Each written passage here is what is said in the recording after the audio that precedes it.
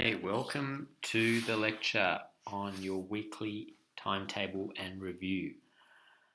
I apologise for my being late, about 8 minutes. Don't like to set an example of being late. Originally, I was just finishing off this document to so I can share that with you, and then my internet stopped working. Now, we may have all the excuses in the world, but at the end of the day, if we're meant to be somewhere and we've agreed to do that and we're not there, it's really our responsibility. So I could have been a lot more prepared. I will admit that. Anyway, I'm sure you will find it in your heart to forgive me for being late. What we're going to go through today is really an analysis of the time that you have in a week as well as a day, and what we'll do is we'll see how much even though you've got a certain amount of time per week, what we're going to do is we're going to see how much time you actually have to focus on your work or your studies. So let's work out firstly the number of hours in a week. So it's just a simple mathematical calculation. So we have 7 days. Every day has 24 hours in it. All right, so this is the total number of hours in a week. So 7 times 24, so we have 168 hours. So that's fairly simple, right? So let's just make that a different color so it's fairly obvious. So we've really got 168 hours to play with. Then number of hours in a day, 24 hours. Now, what you might be thinking is, well, look, I've got to sleep, I've got to eat, I've got to do all these other things. So if we just put in another point here, number of hours in a day you actually have to utilize. Take that back. So number of hours we sleep, eat, travel, any other things that are kind of self-maintenance, shower, dress, etc. We're not going to put in things like exercise or socialize. That'll come in a bit later on. So let's just say the number of hours we sleep, eat, travel, shower, dress, and other self-maintenance type tasks. How much would you say that we do that? So let's perhaps, if we just estimate that at this point, if we say roughly, we sleep for 8 hours on average, you probably get away with less sleep. Plus eat, so you've got your breakfast, lunch and dinner. So let's say you're probably not going to be eating for 3 hours a day, unless you like to eat a lot.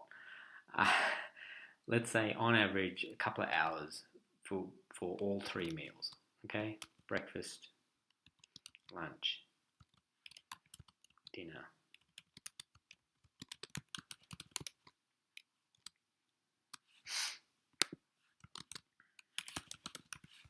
Just make this a little bit smaller so you can fit it on one line. Hopefully everyone can still see this. So eat, travel. We are going to make an assumption here that you don't live too far away from your university, but you live an average distance away where you've still got to travel. You may live on campus, in which case, you cut that travel time down, but we're going to say at least an hour a day. So you might be on the bus or in a car or cycling.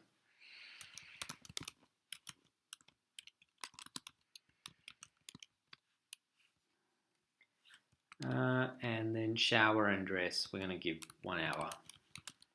Want to maintain your personal hygiene, we're just going to give it the amount of time it deserves, and also to present yourself. Okay, so I think let's just say, if there is any other things that need to be done, you'd need to fit it into those. So it might mean, 7.5 hours sleep and half an hour extra for whatever else self-maintenance type tasks that you may have on. You may need to go for a haircut once in a while. But we are just going to average that out and say this is it. So 8 hours plus 2 hours, that's 10, plus 1 hour for travel, 11, plus another hour to shower and dress. That's 12 hours in total.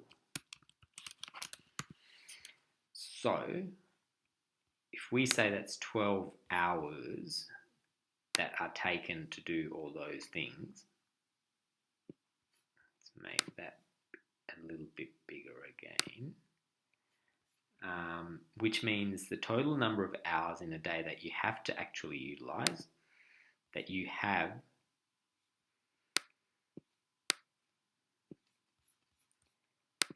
left over to utilize,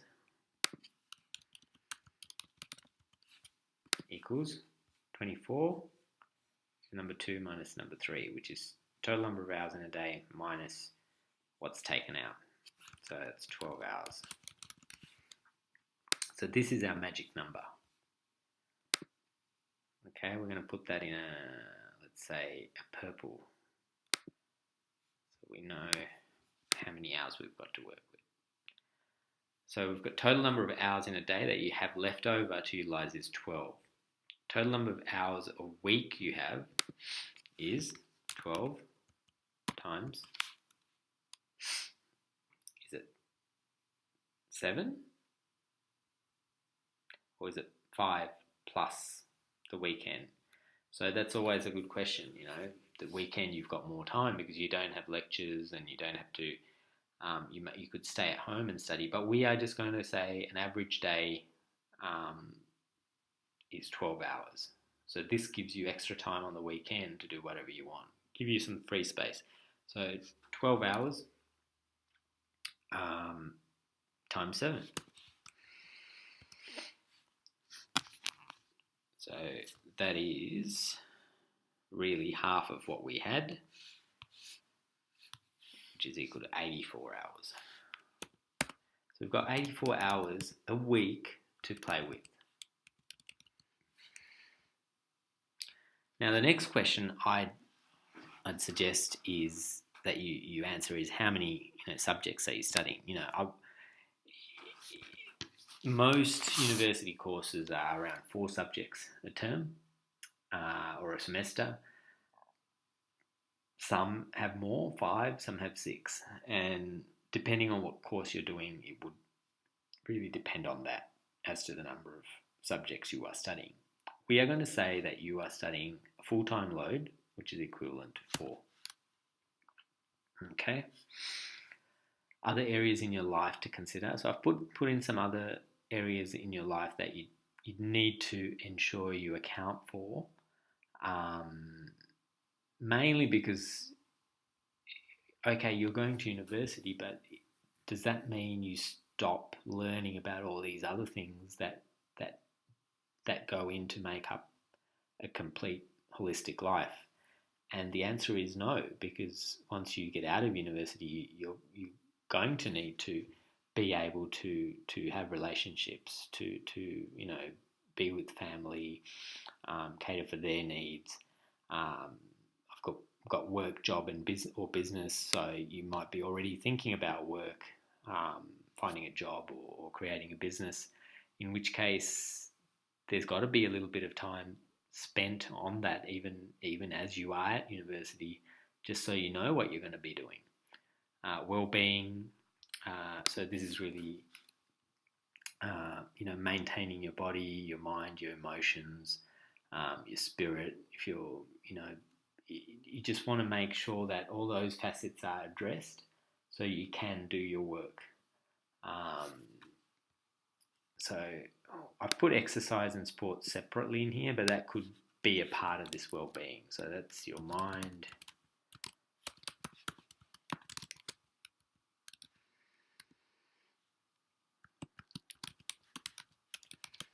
So, you're going to uni, is that going to be very stressful because you're doing, 5 subjects this term? How are you going to manage your emotions when you've got that much of a workload? And there are things you'd need to put in place. So that might mean taking care of your body, making sure you get enough exercise to handle that stress. Um, if you're going to, a number of extra lectures a day, how do you keep your mind operational to be able to absorb that material? Does that mean you meditate once a day or twice a day or whatever that is? It's putting in those controls, those actions that will allow you to study that workload without being stressed, without being overwhelmed, and still be productive. So allocating the time to make this happen is important at this stage. Socializing. Now, I've put this in, but this is probably going to happen regardless, right? I know certainly for me it did, but I've put it in so that you don't actually overindulge in this activity more than to indulge. However, there might be some of you who don't actually like socializing, and it's important that you do get out there and mix with other people. So you're able to, when you get out there in life, you're able to actually talk to people. You're able to start a conversation. You're able to keep a conversation going. And if you're shy, then jump in there and put yourself out there so you get a bit of practice doing that. When you go out into a job, it's not. It is, yes, of course, it is a certain specialized skill set that you may take to that job, but if you're unable to be able to communicate that with other people, then your value is probably not going to be felt as much as if it is, if you did. So it's important that you socialize. I've put exercise and sports here again. That could be a part of that well-being, but you may be someone who plays sports and needs to keep that going because you just enjoy it. And that makes you happy. That'll keep your emotions in balance. And finally, I've put in hobby there. Some of us are involved in hobbies. I certainly am involved in a number of activities which are hobbies. And again, that will help you to keep in balance. So for this one, what you can really do here is just allocate a number of hours, roughly how much you'll be spending on each of those activities. So I'm just going to put in terms of a week rather than a day. So this makes it a little bit easier to calculate. So family and relationships, I'm just going to put in 8 hours or let's say 10. Work, job, business, again, it's really going to be depending on whether you are going to be doing part-time work or not. Let's just say an average part-time load around 12 hours a week. Well-being, let's say you spend on average about 7 hours, at least an hour a day on those activities. Socialising, again, at least an hour a day at a minimum. Exercise, again, I'm going to put in an extra one for exercise, even though it might be here. I think it's important. So another hour a day, and a hobby, another hour a day. So let's do some maths here. Let's work out how many hours a week all these other things take up, because this will give us a real clear picture of how many hours. I mean, we really thought we worked out how many hours you've got here a week, but in reality, that's not the true number, because there's all these other things that come into play, as you notice. Okay, so other areas in your life to consider. Let's just put this on the next page.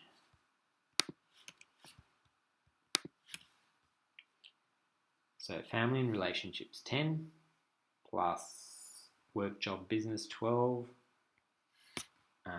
We've got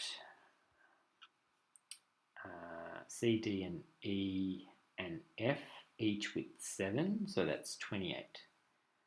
So add 28, so total of 50 hours for other stuff. All right, now you're going to go, uh-oh, what's going on here? 84 hours, that's how much we've got to utilise, minus 50. How many hours do we have left? 34 hours.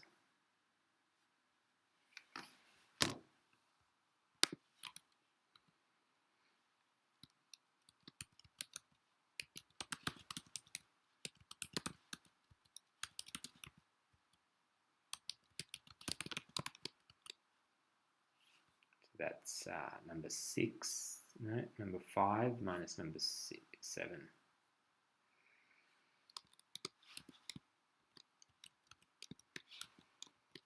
Which is equal to 84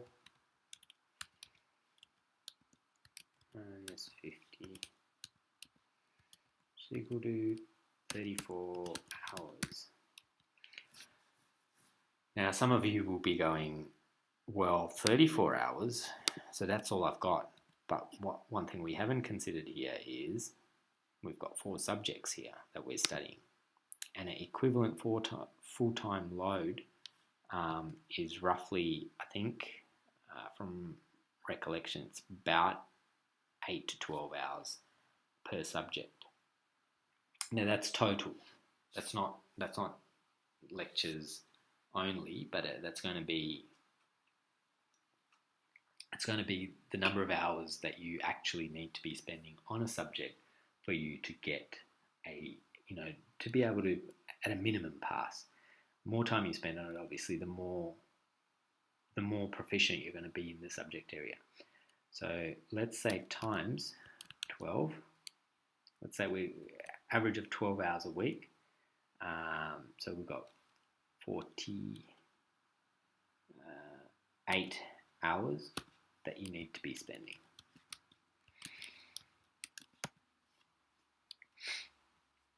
Okay,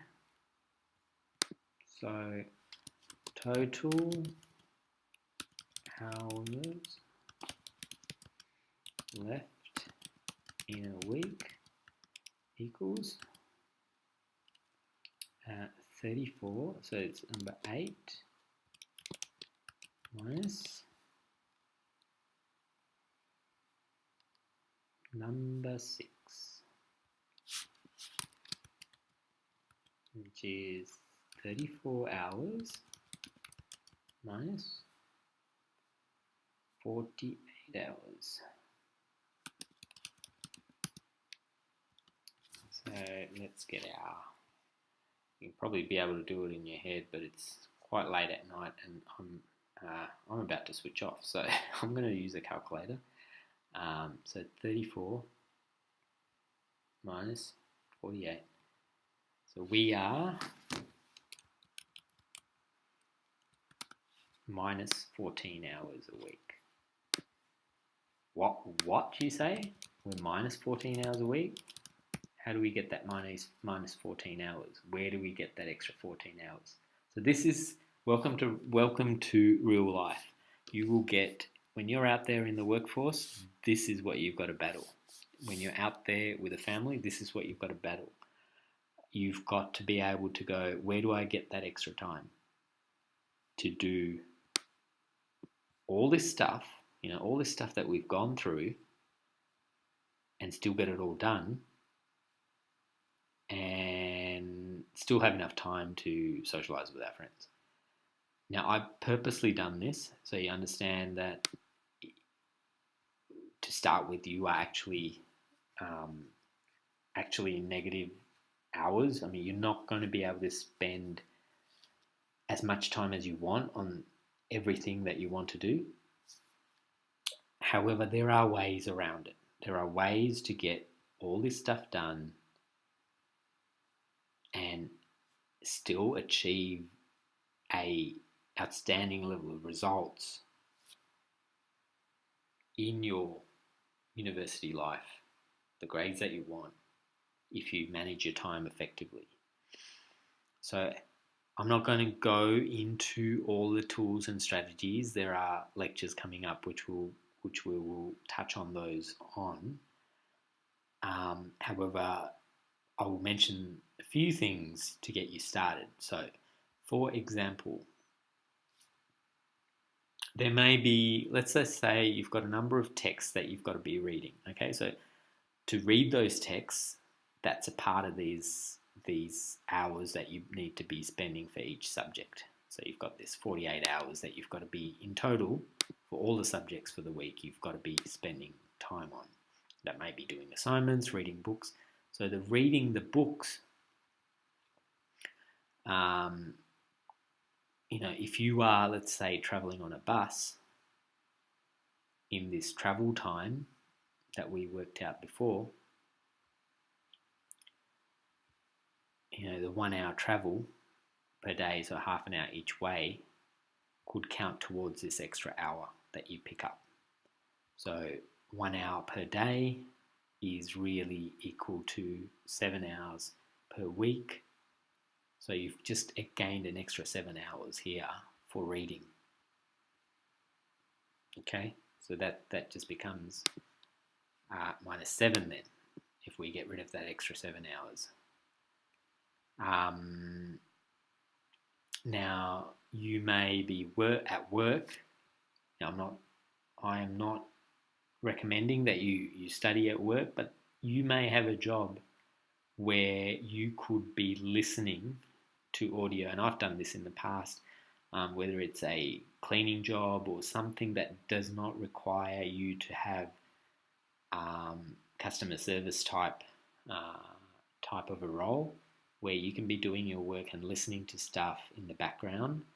You can gain that extra 12 hours, up to even probably not the whole number of hours you're at work, but a significant portion of it to do some of those other things.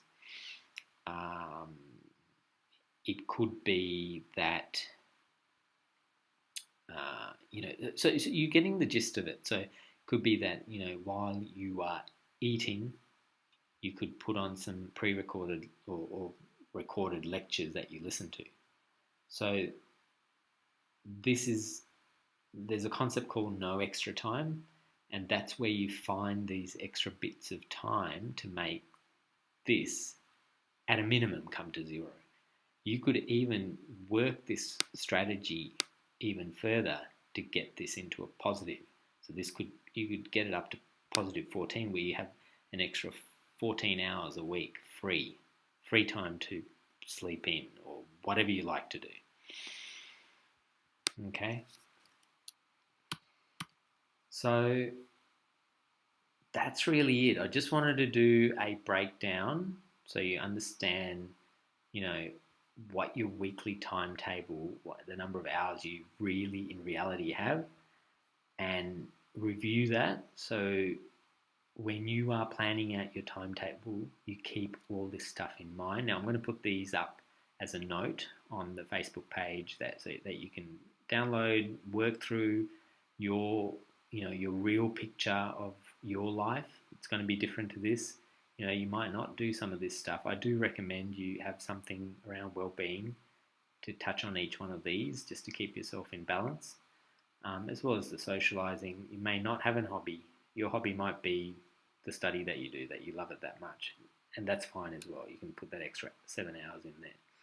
Whatever works for you, just work it out so you have a good, clear picture in mind when you're going and creating a timetable. Before we finish up, and we're coming up to about half an hour, so I'm going to keep these to about half an hour. Originally, I did plan to go for an hour, but I think if we touch on these, 5 days a week for half an hour each night, you're going to get what you need to get. You can ask me questions, post questions, and I'm happy to respond to those.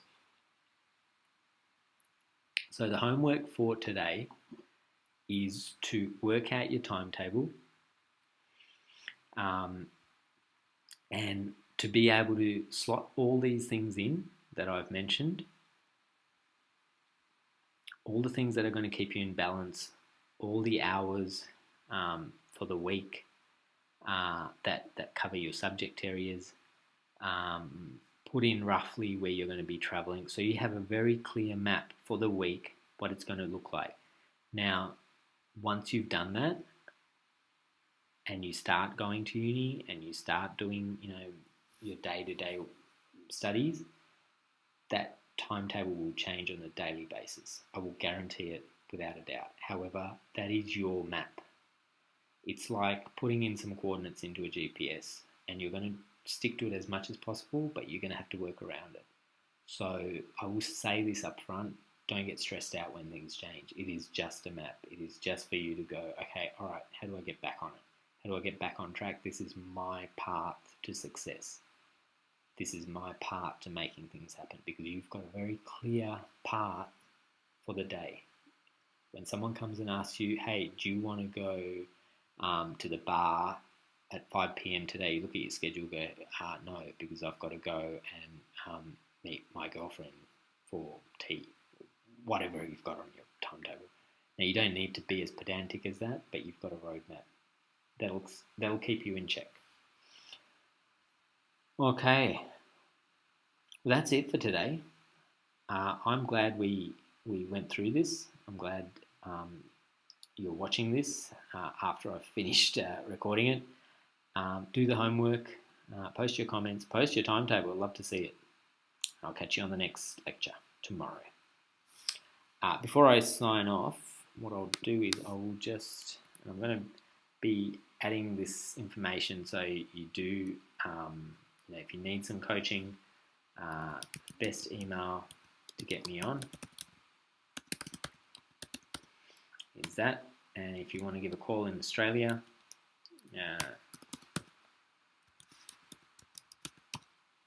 and you can contact me. I've got a couple of different types of coaching that I do. I've got accountability coaching, in which case we come up with a set of targets, set of actions that you are going to do for the week, and I'm going to keep you in check every day. So that might be as SMS, and at the end of the day, you check in and we have a review, and you send me a review text to say how you went. And at the end of the week, we have a 20-minute catch-up on a call to review how we went for this week, and then plan out the next week what you're going to do differently. The other coaching is just a personal coaching, which is an hour a week, where we go through any problems that you have facing and work out an action strategy to overcome those.